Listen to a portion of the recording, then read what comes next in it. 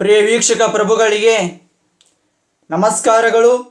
ಮಹಾನ್ ಸ್ವಾತಂತ್ರ್ಯ ಹೋರಾಟಗಾರ, ನಿಜವಾದ ಜನನಾಯಕರಾದ ನೇತಾಜಿ ಸುಭಾಷ್ ಚಂದ್ರ ಬೋಸ್ ಅವರ ಜೀವನ ಚಕ್ರವನ್ನು ಸಂಪೂರ್ಣವಾಗಿ ಈ ವಿಡಿಯೋದಲ್ಲಿ ನಾನು ನಿಮಗೆ ತಿಳಿಸುತ್ತೇನೆ. ಉಪಯುಕ್ತವಾದ ಮಾಹಿತಿಗಳನ್ನು ಒಳಗೊಂಡಿರುವ ಈ ವಿಡಿಯೋವನ್ನು ಕೊನೆ ತನಕ ದಯವಿಟ್ಟು ನೋಡಿ. 23/1/1897 ಒರಿಸ್ಸಾದ ಕಟಕ್ನಲ್ಲಿ ಸುಭಾಷ್ ಬೋಸ್ರ ಜನನ. 1913 ಮೆಟ್ರಿಕ್ಯುಲೇಷನ್ ಪರೀಕ್ಷೆ ಪಾಸು ಮಾಡಿ ಕಲ್ಕತ್ತೆಯ ಪ್ರೆಸಿಡೆನ್ಸಿ ಕಾಲೇಜನ್ನು ಪ್ರವೇಶಿಸಿದರು. 1916 ಪ್ರೆಸಿಡೆನ್ಸಿ ಕಾಲೇಜಿನಿಂದ ಹೊರದೂಡಲ್ಪಟ್ಟರು ಹಾಗೂ ಕಲ್ಕತ್ತೆ ವಿಶ್ವವಿದ್ಯಾಲಯದಿಂದ ರಸೀಟ್ ಕೆಟ್ ಮಾಡಲಾಯಿತು. 1917 ಕಲ್ಕತ್ತೆಯ ಸ್ಕಾಟಿಷ್ ಚರ್ಚ್ ಕಾಲೇಜನ್ನು ಪ್ರವೇಶಿಸಿದರು. 1919 ICS ಸಲುವಾಗಿ ಇಂಗ್ಲೆಂಡಿಗೆ ಹೋದರು.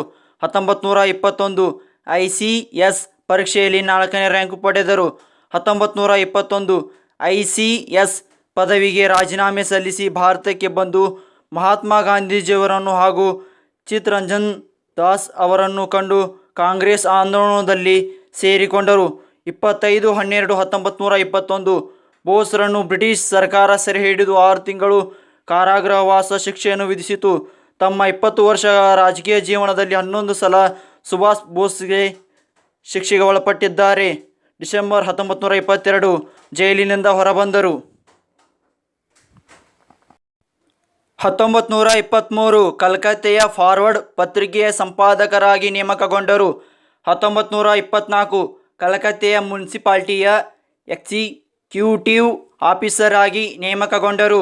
24/10/1924 ನ್ಯೂ ಬೆಂಗಾಲ್ ಆರ್ಡಿನನ್ಸ್ ಅನ್ವಯ ಬಂಧನ ಹಾಗೂ ಮಂಡಾಲಿ ಜೈಲಿಗೆ ಕಳಿಸಲಾಯಿತು. 16/5/1927 ಜಾಸ್ತಿಯಾದ ಜ್ವರದಿಂದ ಮಂಡಾಲಿ ಜೈಲಿನಿಂದ ಬ್ರಿಟಿಷ್ ಸರ್ಕಾರ ಇವರನ್ನು ಬಿಡುಗಡೆ ಮಾಡಿತು.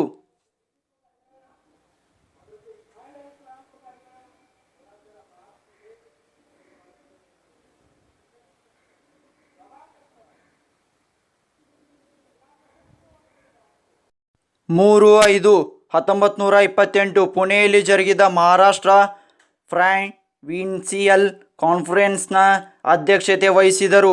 1928 ಡಿಸೆಂಬರ್ ಕಲ್ಕತ್ತೆ ಕಾಂಗ್ರೆಸ್ ಅಧಿವೇಶನದಲ್ಲಿ ಡೊಮಿನಿಯನ್ ಸ್ಟೇಟಸ್ ಬೇಡಿಕೆ ಮಂಡಿಸಿದರು. 33/1929 ರಂಗಪುರ ರಾಜಕೀಯ ಪರಿಷತ್ತಿನ ಅಧ್ಯಕ್ಷತೆ ವಹಿಸಿದರು. 29/10/1929 ಲಾಹೋರಿನಲ್ಲಿ ನಡೆದ ವಿದ್ಯಾರ್ಥಿ ಸಮ್ಮೇಳನದ ಅಧ್ಯಕ್ಷತೆ ವಹಿಸಿದರು.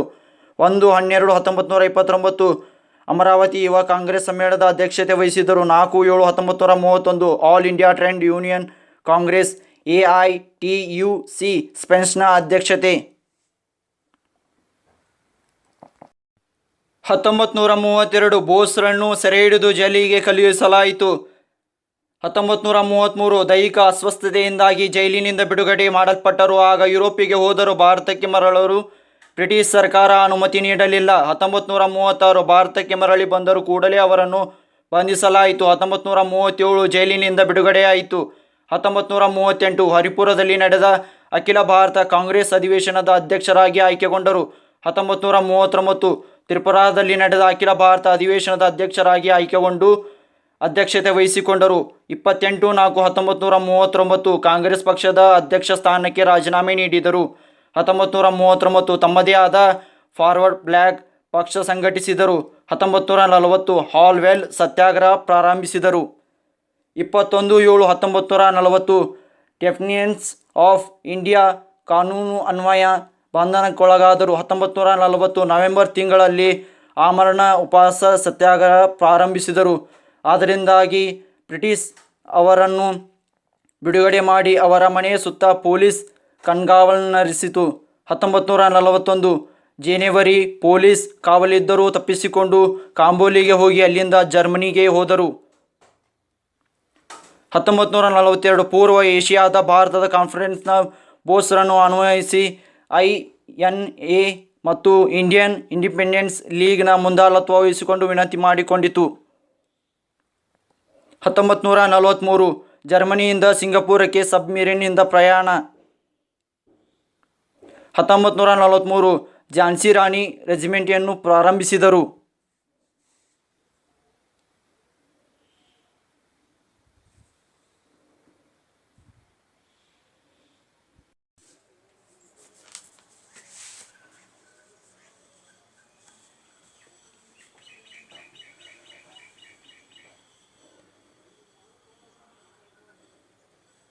21/10/1943 ಭಾರತದ ತಾತ್ಕಾಲಿಕ ಸರ್ಕಾರದ ಘೋಷಣೆ ಮಾಡಿದರು.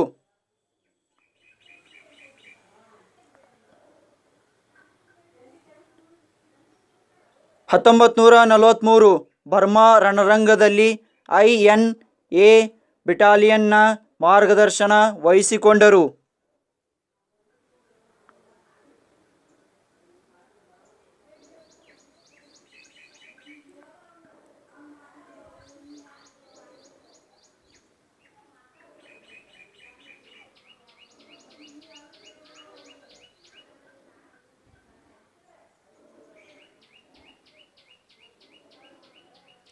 1944 ಬರ್ಮಾದಿಂದ INA ಸೈನಿಕರು ಹಿಂದಿರುಗಿದರು.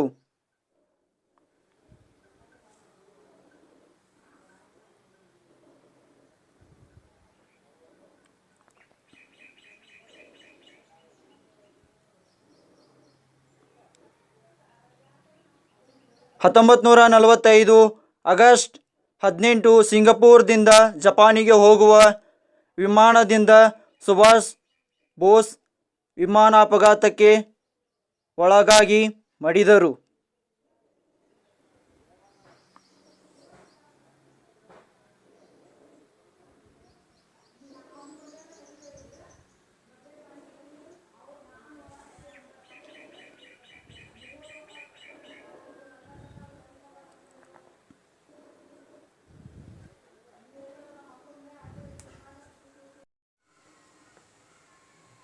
ಪ್ರಿಯ ಪ್ರಭುಗಳೇ, ಈ ವಿಡಿಯೋವನ್ನು ಆದಷ್ಟು ಜನರಿಗೆ ಶೇರ್ ಮಾಡಿ. ಈ ಮಾಹಿತಿ ನಿಮಗೆ ಇಷ್ಟವಾದರೆ ಲೈಕ್ ಮಾಡಿ. ಹಾಗೆ ಇನ್ನೂ ಯಾರು ಸಬ್ಸ್ಕ್ರೈಬ್ ಆಗಿಲ್ಲ, ದಯವಿಟ್ಟು ಸಬ್ಸ್ಕ್ರೈಬ್ ಆಗಿ. ವಿಡಿಯೋ ನೋಡಿದ್ದಕ್ಕಾಗಿ ಧನ್ಯವಾದಗಳು.